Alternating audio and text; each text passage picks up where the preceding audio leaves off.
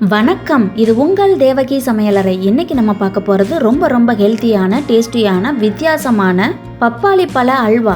இப்போ வாங்க அதை எப்படி செய்யறதுன்னு பார்க்கலாம். பப்பாளி பழத்தை கட் பண்ணி தோலை சீவிட்டு மிக்ஸி ஜாரில் சேர்த்து நைஸாக பேஸ்ட் பண்ணி எடுத்துக்கலாம்.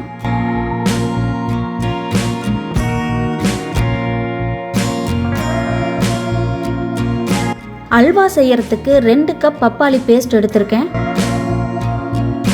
அடுத்ததா பேனை ஹீட் பண்ணிட்டு 2 டேபிள் ஸ்பூன் நெய் சேர்த்துக்கிறேன். அரைச்ச பப்பாளி பேஸ்ட்டை நெய்யோட சேர்த்து பச்சை வாசமும் ஈரப்பதமும் போற வரைக்கும் வதக்கணும். அடுத்ததா 3 டேபிள் ஸ்பூன் கார்ன்ஃப்ளவரை தண்ணியில கரைச்சு இதோட சேர்த்துக்கிறேன். கார்ன்ஃப்ளவர் சேர்க்கறதுனால அல்வா நல்லா திக்காவும் கண்ணாடி மாதிரியும் இருக்கும். கார்ன்ஃப்ளவர் நல்லா வேகிற வரைக்கும் மிக்ஸ் பண்ணுங்க.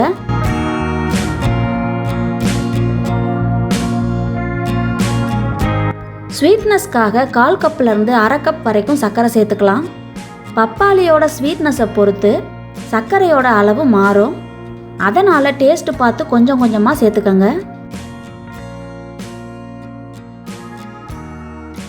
டேஸ்ட்டை அதிகப்படுத்துறதுக்காக 1 பிஞ்ச் உப்பு சேர்த்துக்கிறேன்.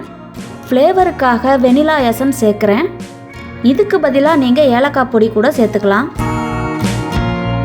அடுத்து திரும்பவும் 1 டேபிள் ஸ்பூன் நெய் சேர்த்துக்கிறேன்.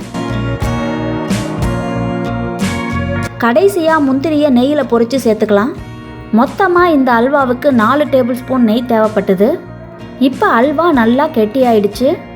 அடுப்புலேருந்து எடுத்துடலாம்.